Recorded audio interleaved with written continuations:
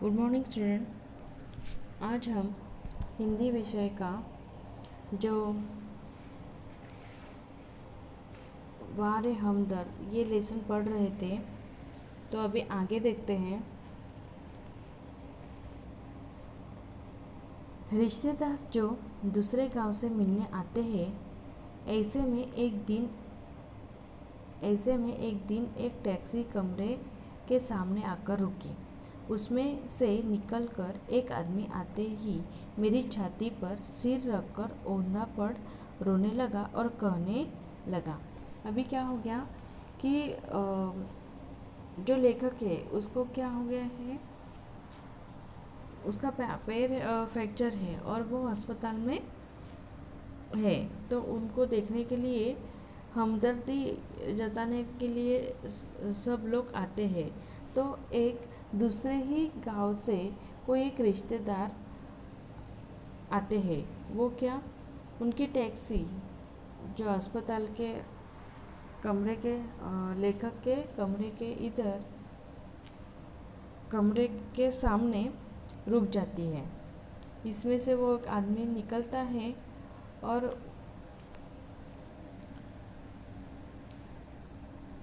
Taxi से निकलता है और क्या, जो अस्पताल में आता है और लेखक के छाती पे सिर रखकर औंधा पड़ रोने लगता है। औंधा मतलब बिना सोचे समझे रोने लगता है और कहने लगता है, हाय तुम्हें क्या हो गया, कार वालों का सत्यानाश हो।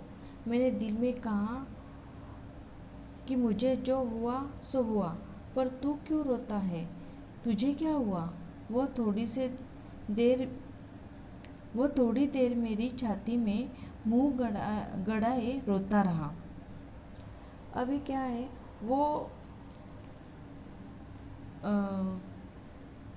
क्या कहता है, औंधा मतलब बिना सोचे समझे वो रोने लगता है कि हाँ तुम्हारा ये क्या हो गया, कार वाला का सत्यानाश हो। और मैंने दिल में कहा कि मुझे जो हुआ सो हुआ। अभी जो लेखक है वो बोलते हैं कि मुझे जो हुआ सो हुआ, पर तू क्यों इतना रोता है। हाँ, वो थोड़ी देर में छाती में मुंह गड़ाए रोता रहा, लेकिन लेखक के छाती पे मुंह रख के ही वो रोता रहा। फिर रोना कुछ कम हुआ, बाद में उसका रोना कम हुआ। उसने मेरी छाती से गर्दन हटाई और जब मुझसे आँख मिलाई तो एकदम चुप हो गया। क्या हो गया कि उसने छाती से गर्दन हटाई और जब लेखक की और उसकी नज़र मिली तो एकदम वो चुप हो गया। फिर धीरे से हंसते हुए बोला, माफ़ करना, मैं गलत कमरे में आ गया था। तो वो क्या बोलने लगा कि हंसते हुए बोला कि माफ़ करना, मैं गलत कमरे में आ गया। आजकल लोग ठीक से बताते भी तो नहीं। गुप्ता जी का कमरा शायद बगल में है। वो बोलने लगा कि गुप्ता जी का जो कमरा है आपके बाजू में है शायद। है करके हंसने लगा। अच्छा भाई माफ़ करना। मुझे वो इतने लोग हमदर्दी जताने का जो क्या बोलते हैं नाटक इधर हमें दिखाई देता है। अच्छा भाई माफ़ करना कहकर वह चला गया। अब वही रोने की आवाज़ मुझे पड़ोस के कमरे से सुनाई पड़ी। अभी क्या, वो दूसरे कमरे में जो उसका रिश्तेदार था उधर गया और इधर जैसे रोया था वैसे ही उधर जाके रोने लगा। मुझे उस आदमी से अधिक गुस्सा अपनी पत्नी पर आया, क्योंकि इस प्रकार रोता देख पत्नी ने उसे मेरा रिश्तेदार या करीब मित्र समझकर टैक्सी वाले को पैसे दे दिए थे। अभी क्या, इतने ज़ोर से रो रहा है तो पत्नी को लगा कोई हमारा रिश्तेदार रहेगा, नहीं तो इनका कोई फ्रेंड रहेगा, इसलिए हमारा ही कोई रिश्तेदार है। इस ऐसे समझकर उसने क्या किया, जो टैक्सी वाले को उनकी पत्नी ने पैसे दिए। आगे देखते हैं। हमदर्दी जताने वाले में वे लोग जरूर आएंगे जिनकी हम सूरत भी नहीं देखना चाहते। अभी आगे जो लेखक है वो बोलते हैं कि हमदर्दी जताने के लिए ऐसे लोग आते हैं कि हमें लगता है कि ये लोग नहीं आना चाहिए, लेकिन वो लोग जरूर आते हैं, ऐसे लेखक बोलते हैं। हमारे शहर में एक कवि है श्री लबकानंद। लेखक के शहर में एक लबकानंद नाम का एक कवि है। उनकी बेतुकी कविताओं से सारा शहर परेशान है। अभी बेतुकी मतलब बकवास। हाँ, उनकी बकवास कविता है, वो किसी को पसंद नहीं आता। शहर के सब लोग उससे क्या है, परेशान है। मैं अक्सर उन्हें दूर से देखते ही भाग खड़ा होता हूँ। जब लेखक उसे देखते हैं कभी तो क्या वो उधर से देखते ही भाग खड़ा होता हूँ। जानता हूँ जब भी मिलेंगे 10-20 कविता ये पिलाए बिना नहीं छोड़ेंगे। पिलाए मतलब सुनाए। जानता हूँ जब भी मिलेंगे 10-20 कविताएं सुनाए बिना नहीं छोड़ेंगे। मतलब जब वे मिलते हैं तो 10-20 कविता वो सुनाते ही हैं। जानता हूँ जब भी मिलेंगे 10-20 कविता वो सुनाता ही है। एक दिन बगल में झोला दबाए आ पहुँचे। क्या हो गया? वो झोला जो कवि लोग उनकी एक झोली जैसी थैली रहती है, वो पहनकर वो उधर पहुँचे। आते ही कहने लगे, मैं तो पिछले 4-5 दिनों से कवि सम्मेलन में अति व्यस्त था। अभी वो बोलते हैं कि मैं क्या कवि सम्मेलन जो कवि लोगों का है रहता है कवि सम्मेलन, तो मैं उधर ही व्यस्त था। सच कहता हूँ कसम से मैं आपके ही बारे में सोचता रहा। क्या उधर मैं कवि सम्मेलन में भी गया था, तभी भी मैं क्या तुम्हारे ही बारे में सोच रहा था। हाँ,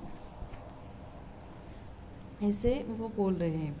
रात भर मुझे नींद नहीं आई और हाँ, रात को इसी संदर्भ में यह कविता बनाई।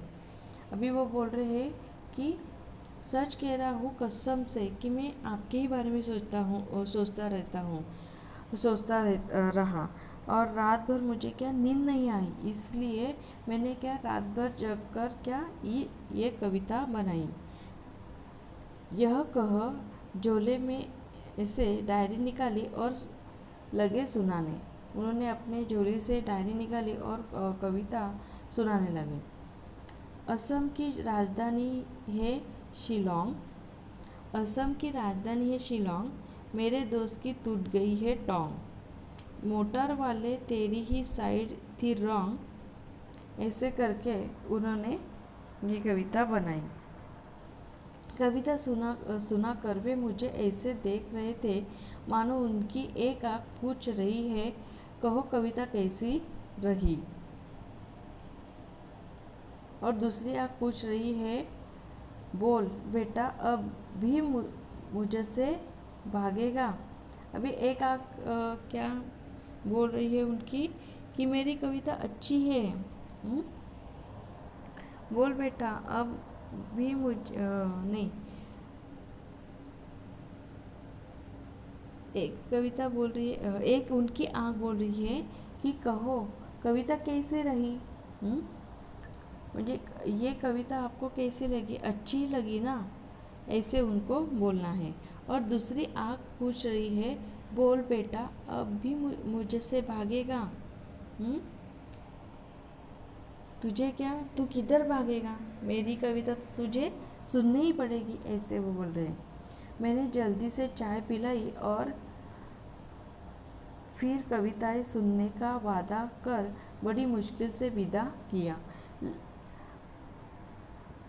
लेखक है इस सब हमदर्दी जताने वाले लोगों से बहुत क्या परेशान हुए थे। तो उन्होंने क्या किया, उस कवि को जल्दी से चाय पिलाया और उनको आपकी कविता बहुत अच्छी है और मैं अगली बार आपकी कविता सुनाऊंगा, ऐसे बोला और मुश्किल से उनको विदा किया। अब मैं रोज़ ईश्वर से प्रार्थना करता हूँ कि हे ईश्वर, अगर तुझे मेरी दूसरी टांग भी तोड़नी हो तो ज़रूर तोड़, मगर कृपा कर उस जगह तोड़ना जहाँ मेरा कोई भी परिचित न हो, क्योंकि बड़े बेदर्द होते हैं ये हमदर्दी जताने वाले। अभी लेखक है वो बोल रहे हैं, ईश्वर से प्रार्थना करते हैं कि अगर मेरी दूसरी भी टांग तोड़नी हो तो ज़रूर तोड़, मगर उस जगह पे तोड़ जहाँ मेरा कोई परिचित, मतलब जाने पहचाना कोई ना हो, वहाँ पे मेरी टांग टूटी तो चलेगा, क्योंकि बेदर्द होते हैं हमदर्दी जताने वाले। ये लोग सब हमदर्दी जताने आते हैं, लेकिन क्या बेदर्द हमदर्दी जताने के लिए आते हैं, लेकिन बेदर्द होते हैं, ऐसे लेखक ने कहा है। ठीक है, थैंक यू।